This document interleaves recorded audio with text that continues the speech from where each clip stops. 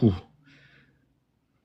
Mesdames et messieurs, chers téléspectateurs, chers auditeurs, bonjour, bonjour et bienvenue justement dans cette édition exceptionnelle justement du panel Eli Anelka ce dimanche 23 novembre 2025, excusez-moi, à 15 heures. Nous vivons une époque justement charnière pour la République démocratique du Congo. Une époque où les questionnements sont profonds, où les défis sont immenses, où l'avenir justement de notre nation se joue dans chaque décision, dans chaque prise de conscience, dans chaque acte de résistance. Aujourd'hui, nous accueillons justement un homme qui ose justement penser l'impensable, qui ose se nommer justement l'innommable, qui ose défier justement les discours convenus pour proposer une grille de lecture radicalement différente de notre réalité congolaise. Mesdames et messieurs, j'ai l'immense honneur de recevoir Monsieur Zoro Bilel, également connu sous les noms de Zoro Bilel, justement Ingeta, Ingeta, Solarien. Alors, qui est Zoro Bilel? Je vais vous faire justement une présentation vite fait. Monsieur Zoro Bilel, justement, c'est un analyste politique reconnu pour la profondeur et la radicalité de sa pensée sur la RDC, l'Afrique centrale, mais il est bien plus que cela, un penseur révolutionnaire qui refuse justement les compromissions intellectuelles, un auteur engagé dont les écrits secouent les consciences endormies, un militant de la souveraineté nationale qui ne cesse de crier que le Congo n'est pas à vendre, un théoricien politique qui propose justement rien de moins qu'un nouveau paradigme, la bantoocratie. Alors, vous devez savoir que ces œuvres sont majeures. Moi, j'aime vraiment des intellectuels. Je suis un érudit et j'aime vraiment des intellos, des personnes justement qui pensent. Ces œuvres sont majeures, des livres qui dérangent, qui éclairent. M. Zoro Bilel est l'auteur de 3 ouvrages majeurs qui constituent aujourd'hui des références incontournables pour qui veut comprendre justement la complexité et les impasses de la situation congolaise. Je suis un érudit et j'aime vraiment des intellos, des personnes justement qui pensent. Ces œuvres sont majeures, des livres qui dérangent, qui éclairent. M. Zoro Bilel est l'auteur de 3 ouvrages majeurs qui constituent aujourd'hui des références incontournables pour qui veut comprendre justement la complexité et les impasses de la situation congolaise. Bantoocratie, tome 1, justement, qui est la révolte de l'esprit, un ouvrage fondateur qui analyse les résistances culturelles face à la domination politique et économique. Dans ce livre, M. Zoro Bilel déconstruit les mythes de la démocratie occidentale importée en Afrique, explore justement les racines historiques des conflits qui déchirent le Congo depuis des décennies. M. Zoro Bilel propose à nouveau cadre conceptuel, la bantoocratie, entendue comme la théocratie politique pour les temps qui viennent, et lance un appel à la prise de conscience collective pour un changement durable. Alors, vous devez savoir que ce livre est une révolte de l'esprit contre l'aliénation mentale, contre l'acceptation passive de notre condition, contre la résignation devant le pillage de nos ressources et de la confiscation de notre destin. Bantoocratie 2021, tome 1, la révolte justement de l'esprit, édition actualisée, qui a été une mise à jour magistrale, qui intègre les défis contemporains de la République démocratique de la RDC, post-Kabila, les nouveaux acteurs justement, mouvements citoyens, jeunesse mobilisée, diaspora engagée, les mouvements sociaux émergents comme la Lucha, Filimbi et autres dynamiques justement de contestation. Vous avez aussi des perspectives concrètes justement pour une gouvernance plus inclusive et véritablement démocratique. Alors, il y en a plusieurs. Il y a aussi le destin de la nation. Donc, les concepts est tellement grand. Merci les amis de bien vouloir tapoter justement pour cette entrée magistrale de notre invité, Monsieur Zoro Bilel. Bonjour. Bonjour, Monsieur Eli Anelka, et bonjour à tous les followers, en tout cas, tout le monde qui est ici, ceux qui sont en train de commenter là-bas, ceux qui partagent la vidéo et ceux qui sont en train de tapoter. Je tiens vraiment personnellement à vous remercier, vous, Monsieur Eli Anelka, notre maman, la femme d'État Nora Mitongo, et Mastermind de Belole et Génie, et tous les amis qui soutiennent le travail énorme que vous êtes en train de faire. En tout cas, pour ces soyez abondamment bénis et merci beaucoup de me recevoir sur votre panel. Ingeta. Ingeta, alors justement, on va dire merci de Mastermind, merci de Mastermind justement, et Madame femme d'État Nora Mitongo et les autres aussi. Alors très bien, Monsieur Zoro Bilel, justement, Moi, pour moi, c'est un immense plaisir de vous recevoir. Mais je pense que, en tant qu'érudit, la première des choses, avant qu'on puisse tabler sur la question de la politique de la RDC, moi, ce qui m'a vraiment intéressé, ce sont vos livres, hein, d'abord. Et je pense qu'il était temps, justement, qu'on puisse parler. Mais avant qu'on puisse arriver, moi, personnellement, je ne vous connaissais pas tellement trop, hein. Après, j'ai fait mes recherches, je sais déjà qui vous êtes. Maintenant, pour les gens qui ne vous connaissent pas, pourrez-vous, s'il vous plaît, vous présenter qui est Monsieur Zorobilel, où est-ce que vous avez commencé, quel a été votre combat jusqu'à ce que vous en arriviez ici chez Elianelka. Merci beaucoup.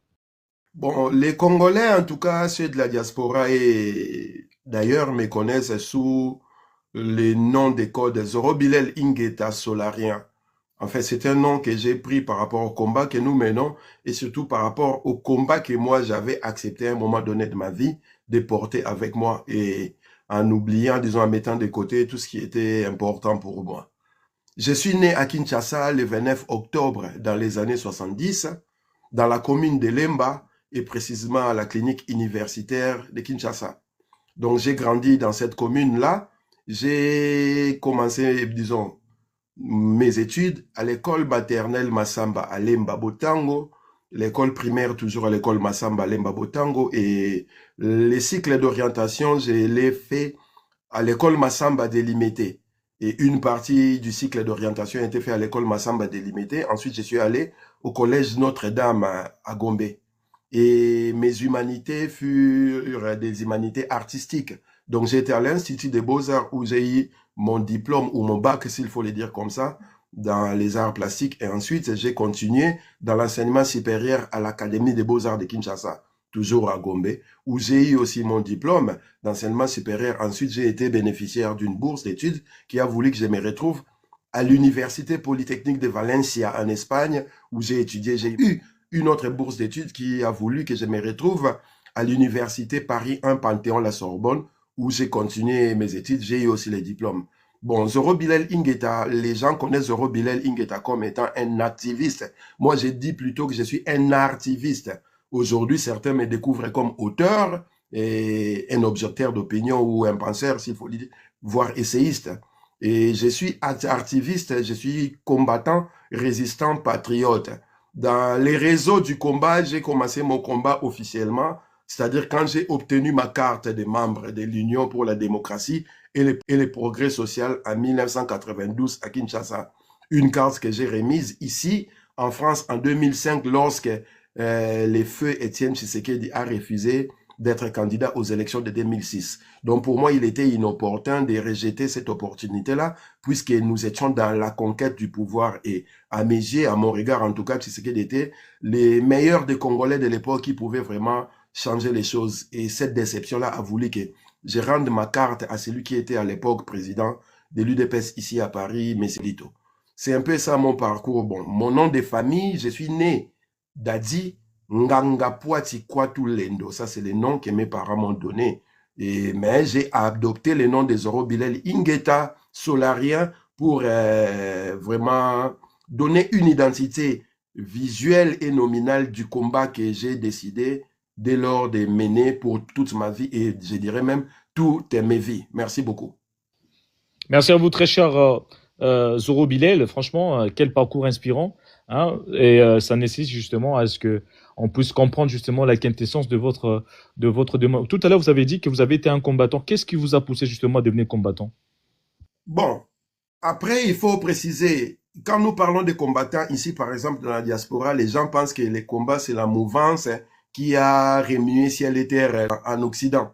Mais moi, je me définis combattant parce que depuis le Congo, déjà, ceux qui me connaissent m'identifiaient comme étant un combattant parce que j'étais un activiste et partisan, disons même membre de l'UDPS qui travaillait pendant que Mobutu était au pouvoir. Donc, et quand nous parlons des combattants, il faut déjà se convenir que le 30 juin 1960, lors du discours de l'indépendance, notre regretté héros national Patrice Emery Lumumba a fait allusion aux combattants de liberté qui étaient exilés sur leur propre territoire, qui étaient relégués dans leur propre pays. Et ces combattants de liberté en question, Patrice Emery Lumumba faisait allusion, s'agissait des membres de l'organisation, l'unique organisation que Mvuluzi Kimbangu a créée dans ces territoires-là, les Kintuadikia Bangunza.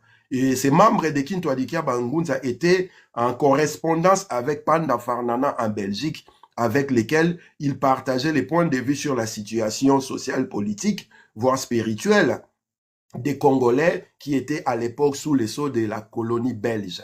Donc, lorsque vous allez lire les correspondances entre Paul Panda Farnana et ses membres de Kintu Adikia Bangunza, vous allez remarquer que ceux de Kintu Adikia Bangunza s'identifient comme étant des combattants de la liberté. Mais la terminologie des combattants a eu son ampleur vers les années 90, à l'heure où la démocratie était entre guillemets admise dans la République du Zaïre. Donc les manifestants qui, je voulais dire, qui remuaient ciel et terre pour le départ de Mobutu, étaient identifiés de la sorte parce que Tshisekedi a pris cette identité-là, mais le terme combattant à cette époque-là a été mis sur orbite par Nguns Akar Libonde. Donc, il y a eu une manifestation à Kinshasa avant la conférence souveraine, je voulais dire. Donc, il y a eu des casses dans la ville de Kinshasa et les journalistes qui posaient des questions lors d'une conférence de presse ont identifié, entre guillemets, ces casseurs-là, des voyous, des bandits, des fumeurs de chanvre. C'est là que Nguns Akar Libonde va reprendre la parole pour dire que ces personnes que vous avez qualifiées de voyous, des fumeurs de chanvre, des bandits, sont en réalité des combattants de la liberté. Ils sont en train de lutter, ils sont en train de mener un combat pour se libérer du joug, entre guillemets, du dictateur qui était à l'époque Mobutu. Donc, c'est en ces moments-là, au sein de l'union sacrée, parce que les gens apprennent l'union sacrée aujourd'hui, ils ne savent pas que l'union sacrée existait déjà dans les années 90. Union sacrée de l'opposition radicale, une organisation qui réunissait tout, disons pas tout, mais la majorité des partis politiques et des mouvements sociaux qui se réclamaient de l'opposition au pouvoir de Mobutu. C'est par là que Étienne Tshisekedi va prendre cette terminologie-là des combattants pour commencer maintenant à identifier tous ceux qui étaient partisans, sympathisants, voire membres de son parti politique qui était l'UDPS. Maintenant, la fièvre du combat est revenue dans la diaspora en Occident vers les années 2000 avec l'émergence de ces mouvements de combattants qui étaient une sorte d'association d'exilés politiques, ceux qui ont fui Mobutu, ceux qui ont fui Laurent Désiré Kabila et ceux qui étaient même avant et politiquement parlant, se sont retrouvés sous ces sceaux-là vers les années 2000 parce que des atrocités qui s'opéraient au sein de notre nation voulaient que nous prenions nos responsabilités. Et lorsque nous avons commencé à faire toutes ces manifestations, et les communs des mortels nous a identifiés dans la terminologie des combattants. Donc moi, j'étais combattant déjà à Kinshasa, où j'étais à l'UDPS grâce à un vieux à nous qui s'appelle Roger Kizanga, qui était aussi un des pontes de l'UDPS à l'époque. Et au sein de mon quartier, je servais plutôt dans la mobilisation, dans la communication visuelle, parce que j'avais des prédispositions artistiques très tôt. Et ces prédispositions-là voulaient que les affiches, les banderoles, tout ce qui pouvait faire la communication visuelle pour que les Congolais sachent qu'il y a une manifestation où il y aura jour de grève, où on doit se rencontrer. Moi, je m'en occupais. On a combattu Mobutu et Kabila. Laurent Désiré Kabila est arrivé au pouvoir. Nous avons combattu Laurent Désiré Kabila. Et il s'est avéré que moi, je me suis retrouvé en Europe dans l'entretemps. Et dans l'entretemps, Joseph Kabila est arrivé au pouvoir. Donc, dans cette ligne idéologique du combat, nous avons continué notre combat dans les buts à ce que les Congolais puissent se réveiller, dans les buts à ce que les Congolais puissent prendre ses responsabilités pour son destin. Parce que moi, personnellement, j'ai concevé mal que nous soyons tous Congolais, mais que nous puissions lancer notre dévolu à une personne, comme si cette personne-là causait avec lui-même, mais c'est Dieu là-haut, ou peut-être cette personne-là était extraterrestre, alors que nous avons les mêmes droits, et surtout, nous devons appliquer les mêmes devoirs. Merci beaucoup. Merci à vous, cher monsieur Zoro Bilel. Franchement, pour ceux qui viennent justement de vous découvrir, vous êtes un grand monsieur, hein, comme moi par exemple. Hein. Franchement, lorsque j'écoute ce que vous venez de dire là, votre parcours, il est inspirant. Et je comprends pourquoi beaucoup des gens sont enthousiastes justement de vous entendre ce soir. Parce que, vous savez, lorsque le savoir s'exprime, vous directement, vous êtes captivé. Et ça me donne justement le goût de vous poser justement la question. Monsieur Zoro Bilel, votre concept sur de bantocratie et audacieux hein, et dérangeant, je trouve. Pouvez-vous nous expliquer comment est née cette idée quel a été justement le déclic, le moment où vous vous êtes dit la démocratie occidentale ne peut pas justement fonctionner en Afrique centrale il faut penser autrement. Merci à vous. Merci beaucoup. Déjà, on va commencer par expliquer déjà ces concepts-là des bantoucraties, qu'est-ce que ça signifie et pourquoi nous avons compris que la démocratie était morte et que nous devons dire vive la bantoucratie. Vous savez, lors des premières rencontres entre les Occidentaux et les populations du bassin du Congo, en l'occurrence, c'est du Congo central, les royaumes Congo, je voulais dire, la question a été posée par les entités exogènes qui arrivaient aux entités endogènes qu'ils ont trouvées. La question était de savoir vous êtes qui? Et instinctivement parlant, nos aïeux ont répondu nous sommes des Bantous. Et en identifiant ce qui arrivait, ils identifiaient comme étant Bantou Yampemba. Et ce mot-là, Bantou, est revenu avec William Blake vers le 17e, 18e siècle pour identifier une forme de population du bassin du Congo et une partie de l'Afrique de l'Ouest et de l'Est.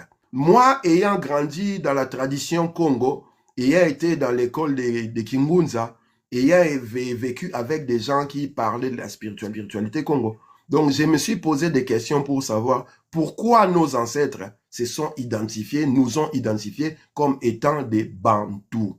Et c'est là que, grâce à mon parcours scientifique, grâce à mes études, en faisant des analyses scientifiques, j'ai compris que les mots avaient un sens. Sauf que les mots, pour définir le vrai sens, l'esprit qui est derrière les mots, il fallait rentrer dans la linguistique. Et la linguistique nous invitait à travailler la sémantique. Et la sémantique nous poussait à entrer dans la sémiologie. Et la sémiologie nous faisait revenir à l'étymologie.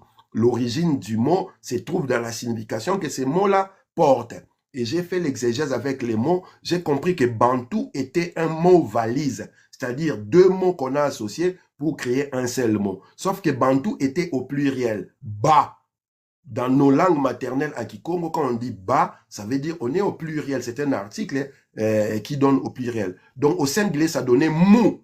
Et je me suis rendu compte que Bantou au pluriel, au singulier, c'est Muntu.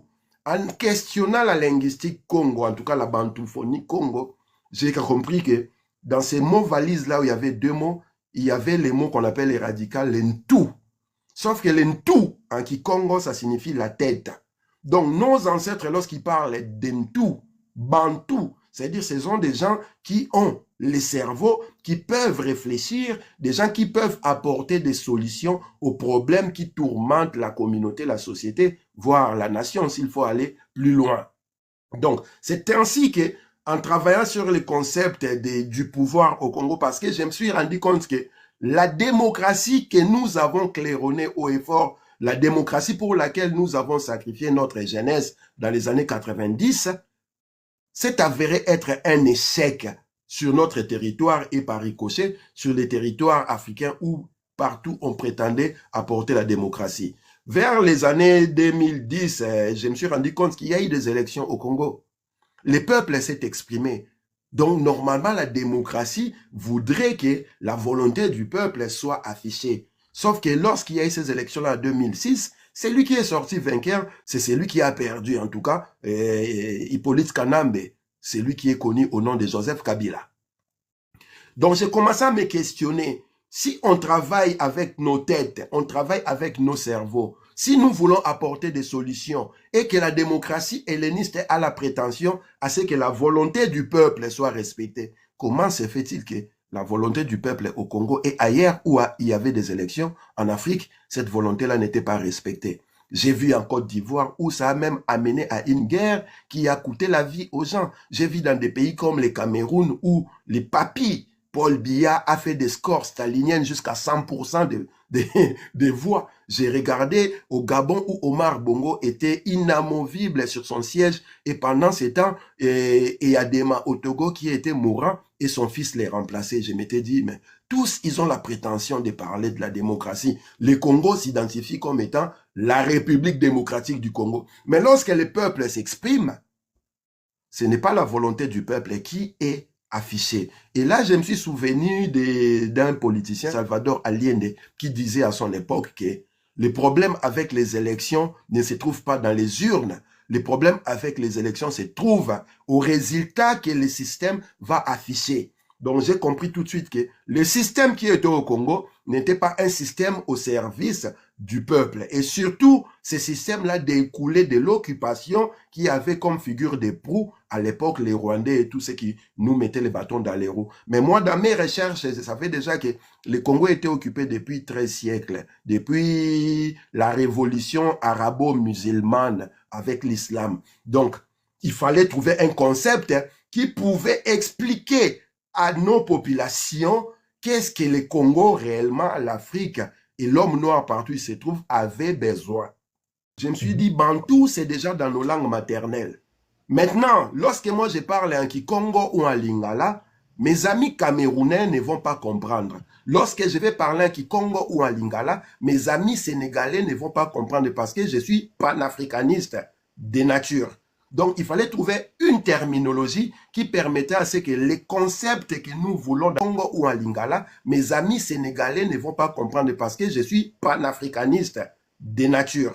Donc, il fallait trouver une terminologie qui permettait à ce que les concepts que nous voulons dans la direction individuelle et collective soient quelque chose qui puisse être référençable et reconnu par les autres. Donc, j'ai cherché un mot pour ajouter dans Bantou, pour mettre sur orbite ces concepts-là. Je précise que moi, je suis artiste plasticien, donc développer les concepts, nous les avons déjà fait. Vers les années 95-96 à Kinshasa, nous avons développé les concepts de librisme. C'est nous qui avons apporté l'art contemporain au Congo. Donc les performances, les vidéos, tout ce qui s'est fait aujourd'hui, c'est nous, notre groupe, les mouvements de librisme qui avaient fait ça. Donc j'avais déjà cette idée-là, c'est comme ça que je me suis dit, bon, comme démocratie est composée de deux mots, c'est aussi un mot valise, démos et kratos. Donc je vais prendre kratos qui veut dire pouvoir, qui peut aussi se définir comme état commandé ou dirigé. Donc je vais mettre bantou-cratie, c'est-à-dire le cerveau. L'intelligence doit diriger. Donc quand nous disons bantou-cratie, nous sommes en train de dire que pour marcher sur la Lune, il faut que le cerveau puisse travailler à fabriquer des fusées et à faire des calculs de vitesse qui permettront à ce qu'arriver et revenir. Pour fabriquer une bombe nucléaire, par exemple, il faut travailler le cerveau et savoir quels sont les éléments chimiques que je peux mettre ensemble au moment du choc. Il y aura l'éclatement atomique et cela peut produire des effets que nous attendons. Pour fabriquer des chars de combat qui permettront à ce que nous puissions gagner la guerre lorsque nous sommes agressés, il faut le cerveau. Et ces mêmes chars de combat peuvent être transformés en tracteurs pour cultiver la terre et donner au peuple à manger. Donc l'idée de la bantoocratie est venue par là et en faisant face au système démocratique que nos parents, nos dirigeants, nos potentats claironnent à haute voix par-ci par-là. C'est un peu ça l'idée. Ok, merci beaucoup, Monsieur Zorobidel. Vous expliquez tellement bien votre concept, mais alors, j'ai bien entendu justement votre explication sur le suffixe justement crassi, mais pourquoi avoir choisi le suffixe crassi qui renvoie justement à un modèle grec et occidental? Et si votre objectif est de rompre radicalement avec la démocratie occidentale, ne créez-vous pas justement une contradiction dès la base? Bantoocratie qui reste une logique. Ah oui, qui reste justement une logique de pouvoir et de gouvernement hérité de l'Occident, simplement rebaptisé. Merci. Merci beaucoup pour la question, M. Elianelka. Vous savez, nous parlons des choses, moi en tout cas, les combats, je l'ai identifié comme étant un combat transfrontalier, un combat transcontinental. Moi, j'ai appris que nos frères du bassin du Congo ont été déportés depuis le 7e siècle vers des cieux que nous ne maîtrisons pas, dans des territoires où ils parlent des langues que nous ne maîtrisons pas. Nous étions déportés vers les Amériques, les Caraïbes et les Antilles. Nous avons nos frères qui ne parlent plus nos langues. Donc, si je veux que mon message tous puissent travailler dans la mélanodermie, c'est-à-dire partout où les Noirs y sont, il faut que j'utilise un langage qui pourrait être compris par ces gens-là directement ou lors de la traduction ne pourrait pas créer des confusion inutile. Voilà pourquoi j'ai mis les mots crassi à côté, mais je commence par Bantou. Et Bantou, c'est déjà une identité. Maintenant, moi, je suis quelqu'un qui, lorsque je parle de la science, mon frère Eli Aneka, je dis toujours que la science est universelle. La science n'appartient pas à un individu ou à une population. C'est à tout le monde. C'est maintenant à chacun de pouvoir l'utiliser pour des raisons qui veulent notre existence. Donc, quand je dis cratie, il suffit de faire la linguistique pour comprendre que cratie, ça signifie diriger, ça signifie le pouvoir, ça signifie commander. Bantou, qui signifie le cerveau. Et lorsque nous définissons, les cerveaux doivent diriger, les cerveaux doivent commander, ou le pouvoir doit être au cerveau, à quel moment cela peut créer des contradictions ou des confusions dans les communs des mortels qui ne sont pas que Congomani, comme moi et vous. Très Merci bien. beaucoup. Très bien. Écoutez, vous répondez tellement bien à mes questions. Alors ça, ce n'est que le début. Vous allez avoir des questions très pertinentes. Et c'est justement, je comprends pourquoi les gens sont tellement admiratifs justement par vos pertinences d'idées. Mais Monsieur Zorobilel, euh, j'aimerais vous poser une question sur la légitimité en fait culturelle ou utile politique de cet ouvrage. Comment êtes-vous justement certain que la bantoucratie aujourd'hui euh, représente réellement les valeurs profondes des sociétés bantoues et non un produit intellectuel moderne légitimé par les discours politiques. Enfin, les discours, j'ai envie de dire, identitaires, où s'arrête la science politique et où commence l'idéologie. Bon, il faut le dire tout de suite, moi je travaille toujours en 3 dimensions. Je vous ai dit que je suis Congo, Mukongo. Et dans les Kingunza, où j'ai appris les basiques de la spiritualité, on nous a toujours appris que Makukuma Tatu Malamba Congo.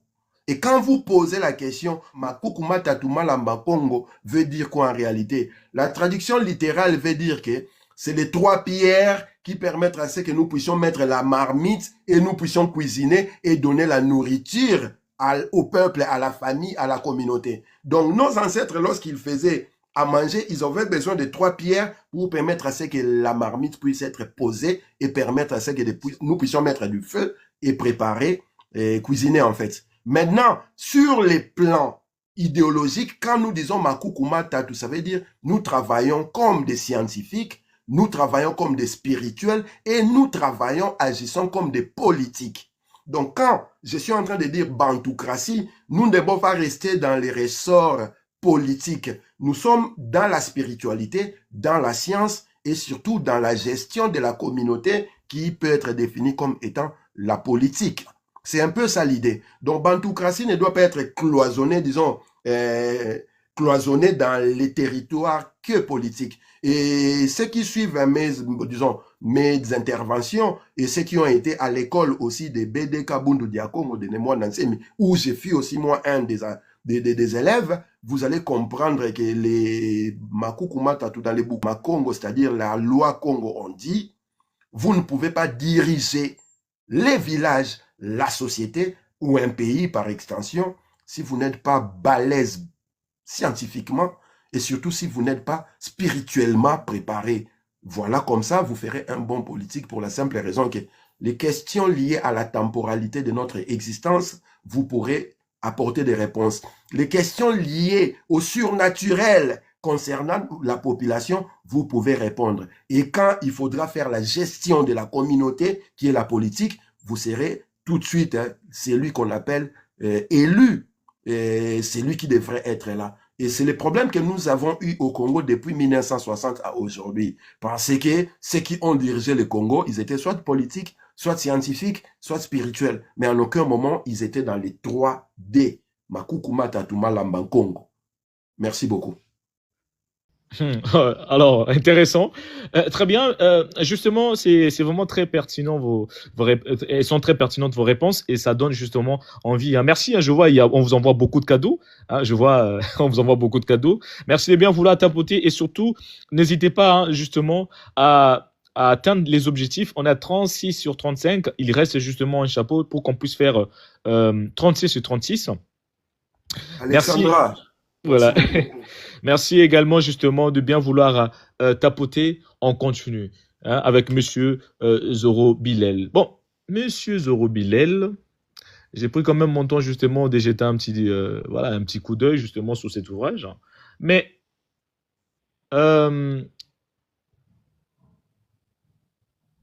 dans la bantoucratie qui détient le pouvoir, les anciens, les familles, les clans, les élites. Alors, comment éviter que ce modèle devienne un système féodal où la notion du citoyen disparaît au profit d'appartenance lignagère.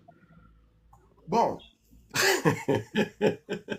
Elianel, nous sommes dans une construction de la nation Congo. Pour moi, en tout cas de mon point de vue, c'est pourquoi j'ai rappelé que je suis un essayiste. J'ai fait des essais pour voir où ça pourrait toucher. Moi, je pense que la nation Congo n'a pas encore été construite. Ce que nous appelons comme état identité congolaise aujourd'hui est le fruit de la volonté impérialiste à la conférence de Berlin. Donc, on nous a mis tous ensemble sans pour autant avoir notre point de vue et créer ces pays-là qu'on a appelés États indépendants du Congo. Ce qui fait que il y a des convergences parce que nous sommes tous d'origine génétiquement parlant, entre guillemets, bantou, mais il y a des dissonances parce que des questions traditionnelles et culturelles, parfois, ça ne matche pas, ça ne corrobore pas. Donc, l'idée même de la création de l'identité, moi, je pense que c'est un travail qui devait être fait collectivement par nous et non par d'autres personnes à notre place. L'État indépendant du Congo que vous appelez RDC, République à démocratiser du Congo que nous rappelons, n'a pas été créé par la volonté des Congolais.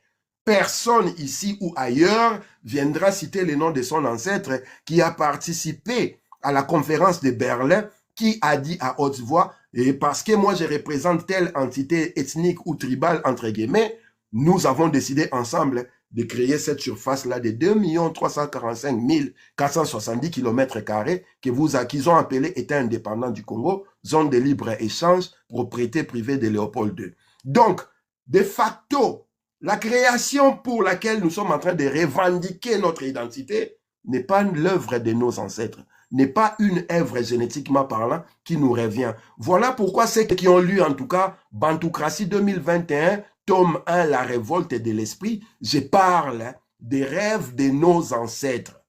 Et dans les rêves de nos ancêtres, ceux qui connaissent en tout cas les histoires de lutte que nous avons menées contre l'Empire, ils vont retrouver Mvitankanga, qui le 29 octobre 1665 sera assassiné lors de la bataille d'Ambwila. Et pendant cette bataille-là, il va annoncer que le Congo est une pierre qui ne se brisera jamais. Les rêves de nos ancêtres étaient de réunir l'océan Atlantique à l'océan Indien, réunir le sud de l'Afrique au nord de l'Afrique et créer cette nation Congo. Sauf qu'à la conférence de Berlin, ce rêve-là a été brisé pour la simple raison que les impérialistes qui étaient à la conférence de Berlin, unilatéralement et arbitrairement, ont décidé de créer des pays sur des territoires qui ne maîtrisaient ni l'ethnique, ni les tribales, ni les claniques, et encore moins les questions liées aux familles. Donc, ce qui a voulu que les Bakongo, par exemple, se retrouvent en Angola, se retrouvent au Congo-Mfoa, que vous appelez Congo-Brazzaville. Les Bahanamongo, les Bangala se retrouvent au Congo-Brazzaville, se retrouvent en RDC et se retrouvent en Centrafrique. Les peuples Nande et autres se retrouvent au Soudan, en Ouganda. Les Mouchi, par exemple, se retrouvent en RDC et au Rwanda. Et les Lunda se retrouvent en RDC et se retrouvent en Zambie et se retrouvent en Tanzanie. Et nos frères, sœurs, frères et Baluba se retrouvent une partie en RDC, une partie en Angola. Et tout cela a fragmenté les clans, des tribus, des familles à tel point que aujourd'hui, nous revendiquons des identités, entre guillemets, nationalistes qui, en réalité, ce sont des identités qui nous ont divisés. D'où dans les livres Bantoocratie 2021, la révolte de l'esprit, tome 1, j'ai apporté les concepts de la déberlinisation pour atteindre ces rêves-là et avoir notre identité selon nos appartenances linguistiques, ethniques, tribales. Nous devons faire la déberlinisation, faire sauter les frontières, d'abord spirituelles, les frontières mentales, les frontières scientifiques et les frontières physiques qui nous ont été imposées par des gens qui ne connaissaient pas la mystique de nos terres. Merci beaucoup. Vous savez, lorsque le savoir s'exprime, hein, vous sentez justement la quintessence de la réponse et aussi la pertinence des questions. Écoutez, il faut vraiment être affûté pour répondre à ce genre de questions. Je lui pose des questions purement techniques et ça se voit que c'est un monsieur justement qui maîtrise son ouvrage et justement qui a une connaissance vraiment qui dépasse l'entendement. Mais monsieur Zorobilel, La bantocratie prend justement, s'adapte, prétend s'adapter sur des valeurs justement traditionnelles bantou. On est d'accord? Oui. Voilà. Comment ce modèle s'adapte-t-il à un monde justement urbanisé, connecté, où les structures familiales et tribales ne sont plus centrales, que devienne par exemple un jeune congolais de Kinshasa euh, qui n'a ni village ni lien avec une chefferie en fait traditionnelle. Merci. Mais c'est justement l'idée qui a été mise sur la table lors de la conférence de Berlin, parce que il faut rappeler que ceux qui se sont retrouvés à la conférence de Berlin en 1885, ce sont les héritiers de ceux qui ont lancé l'exploration du monde à travers Henri le Navigateur, qui est le créateur du bateau Caravelle, qui a permis aux Portugais de naviguer dans les océans.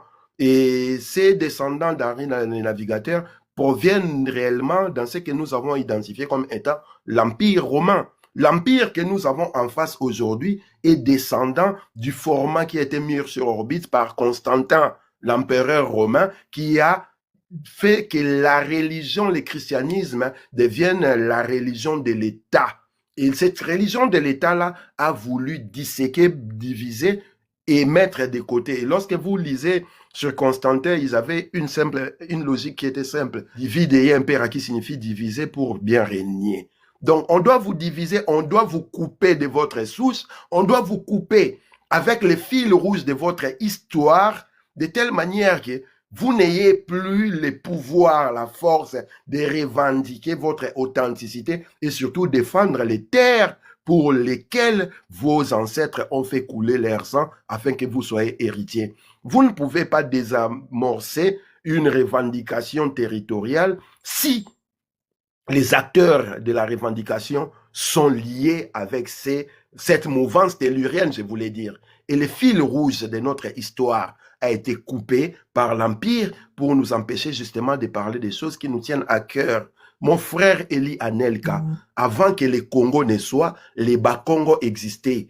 Avant que l'État indépendant du Congo ne soit, les Baluba existaient. Avant que l'État indépendant du Congo ne soit, Balunda et toutes les 450 ethnies ou tribus, je ne sais plus, du Congo qu'ils ont pu répertorier à cette époque-là, existaient déjà avant. Donc on a pris ces ethnies-là de force, on les a mis ensemble pour créer ces territoires-là. Donc moi, si je revendique aujourd'hui ma congolité, je rappelle toujours aux Congolais que je ne suis pas congolais parce que la constitution congolaise me reconnaît. Je suis congolais parce que les terres qui composent le Congo aujourd'hui appartiennent à mes ancêtres.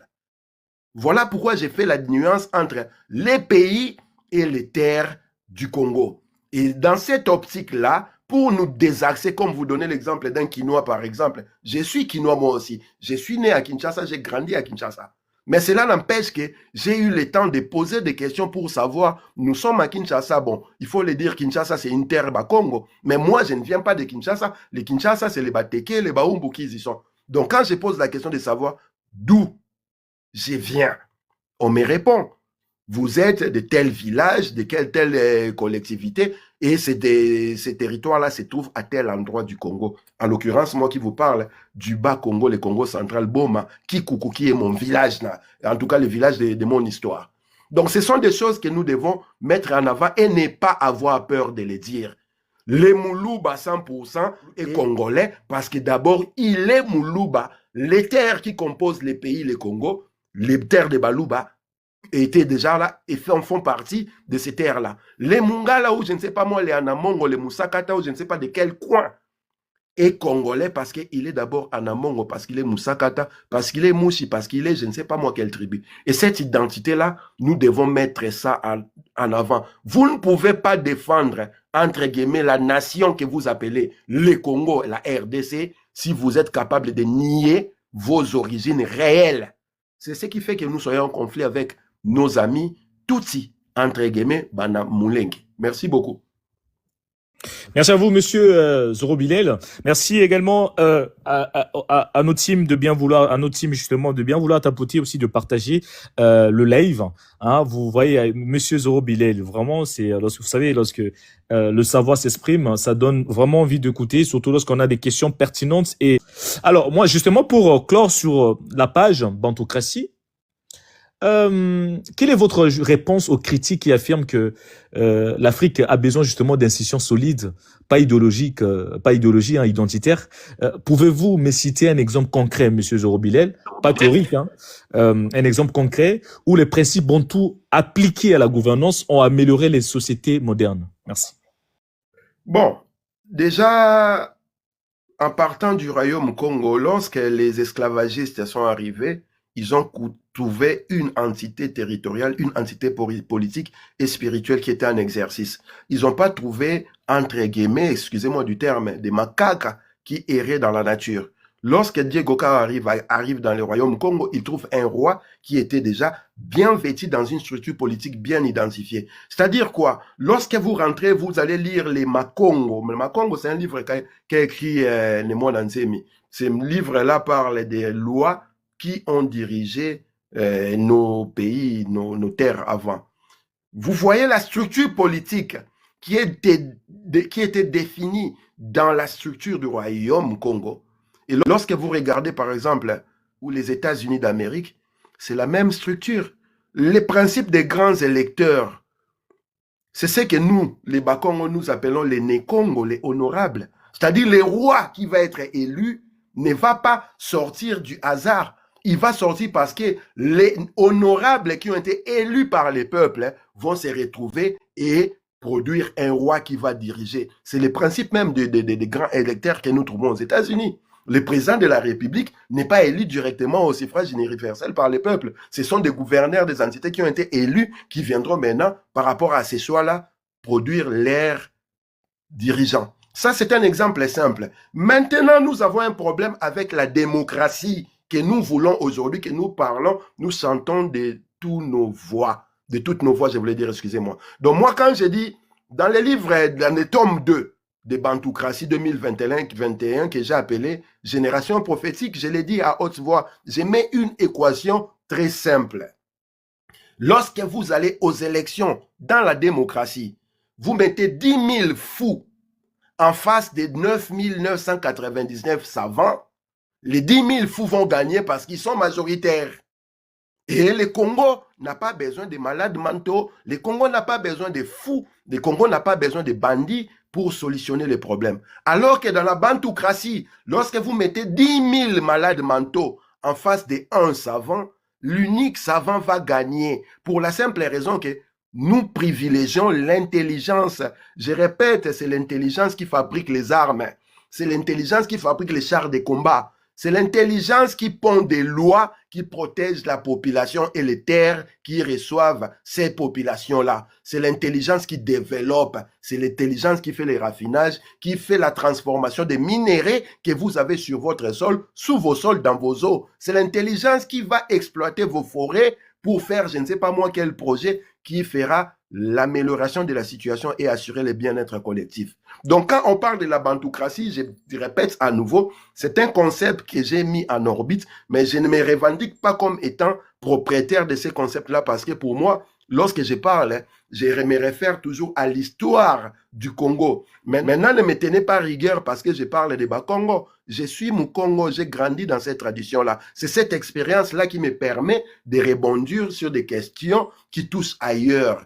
Et lorsque nous rentrons dans la sémiologie et dans la sémiotique, nous nous rendons compte que na Bakongo, na Baluba, et les Bakongo, et les Baluba, et les Banamongo, et les Lunda dans les 4 coins du Congo, nous nous retrouvons quelque part. Et ce travail-là, et quand je l'ai dit, nous avons la prétention de dire que Bantoocratie pour le Congo est plus intéressante que la démocratie pour la simple raison que pour résoudre les problèmes d'urbanisation à Kinshasa, pour résoudre les problèmes de transport au Congo, pour désenclaver le Congo, pour travailler dans la transformation des richesses que produisent nos sols, nos sous-sols, nos forêts ou nos eaux, il faut de l'intelligence pour travailler. Sauf que ceux qui sont censés, entre guillemets, nous diriger, ce n'est pas une charge contre eux directement, mais jusqu'à preuve du contraire, depuis 1960 à aujourd'hui, nous n'ont pas montré ce que nous pouvions attendre de ce que nous voyons ailleurs.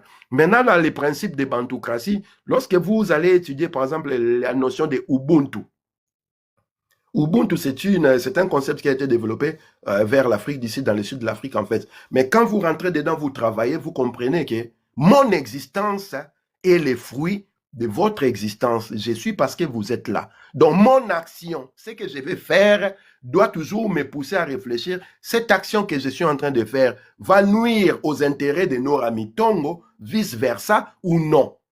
Et c'est comme ça que je saurais que pour que je sois grand, j'aurais besoin de Mwanza Rachidi, j'aurais besoin de Jenny Belolo, j'aurais besoin d'Eli Anelka. Et en retour, Eli Anelka et tous les autres vous qui êtes là, vous allez comprendre que votre existence est les fruits de l'existence dans l'essence correcte des choses de tous les autres. Et quand on fait ce travail-là, je ne pense pas qu'on va assujettir les autres, on va esclavagiser les autres, on va génocider les autres, on va aplatir toute une nation. Au contraire, on va se dire, on va se mettre ensemble parce que ensemble, nous sommes plus forts. C'est ça même là, le principe de l'Ubuntu. Et quand vous rentrez dans la mahatocratie, si on allait plus loin en Égypte antique, dans les principes de la Mahat, vous vous rendez compte que les notions de l'ordre et de la justice, les notions d'égalité, ce sont des notions qui sont développées dans ce monde-là. Donc l'expérience du monde, de nos expériences historiques selon nos paradigmes mélanodermiques, nous ont montré que nous pouvons faire ce travail-là. Maintenant, nous sommes dans un moule qui voit les choses qui nous pousse à voir les choses avec des lunettes et des prismes de l'empire, de l'impérialisme. Voilà pourquoi, une fois dans une émission, j'ai dit à quelqu'un, vous n'avez pas compris que nous sommes dans un combat civilisationnel. On a en face de nous la tradition judéo-christiano-musulmane qui se bat contre la tradition bantou. Merci beaucoup, monsieur Lionel. Franchement, monsieur, tout en votre honneur, monsieur Zoro Bilel, je pense que même sur les commentaires, monsieur Curtis, le Dexter qui vient d'écrire, il a vraiment de la substance, bravo. Hein. Donc, on notera justement la qualité de vos réponses. Monsieur Zoro Bilel, j'avais dit qu'on devait éclore justement la partie bantocratie. Nous entrons sous les deux livres, donc les deux livres. Je pense que je vais poser une petite question sur les deux livres. Après, on va rentrer directement sur la question politique. C'est sur les questions politiques. Monsieur Zoro Bilel, votre livre s'intitule « Le Congo n'est pas à vendre ». On est d'accord? Les destins de la nation, le Congo n'est pas à vendre. Voilà, le Congo n'est pas à vendre. Le sous-titre, le Congo n'est pas à vendre, c'est un sous-titre. C'est un sous-titre. Enfin, lorsque vous dites que le Congo n'est pas à vendre, est-ce une affirmation forte, presque un cri de guerre? Pourtant, beaucoup diront que le Congo est déjà vendu. Si vous regardez aujourd'hui le Congo qui est aux multinationales, au Rwanda, aux puissances étrangères, qu'est-ce qui vous a fait croire qu'il est encore temps de sauver notre souveraineté, monsieur Zoro Bilel? Je pense que nous devons faire ce travail-là parce que nous nous revendiquons comme étant des Congolais et étant des héritiers des terres qui ont voulu que nos prédécesseurs, nos ascendants puissent faire couler leur sang afin que nous puissions avoir droit à la parole. Vous ne pensez pas que nous avons cette obligation spirituelle et historique à revendiquer, à continuer à nous battre s'il faut reconquérir nos terres? Quand nous disons le Congo n'est pas à vendre, ce n'est pas un slogan.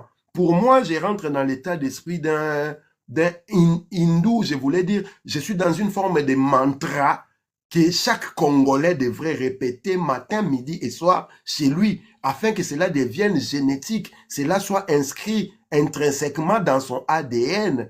L'idée même de céder la souveraineté doit être quelque chose qui devrait pousser chacun à se dire, mais si je fais ça, c'est ma mort tout de suite.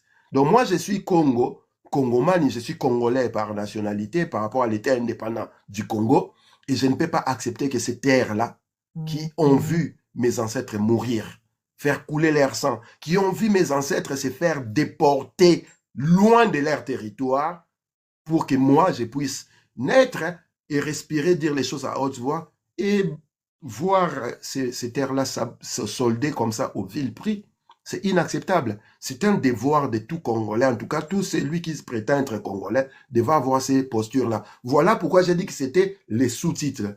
Le titre, en réalité, c'est les destins de la nation. Et quand nous parlons des destins de la nation, c'est des questions que nous posons. Nous sommes héritiers des territoires qui ont voulu que nous ayons l'identité des Congolais. Mais cet héritage-là, c'était au sacrifice. Des gens ont payé de leur vie, les connus et les inconnus. Nous sommes là. Qu'est-ce que nous allons léguer à notre progéniture. Demain, qu'est-ce que nous allons dire à notre progéniture si ces territoires-là, ces pays-là, disons, cette entité territoriale n'existait plus?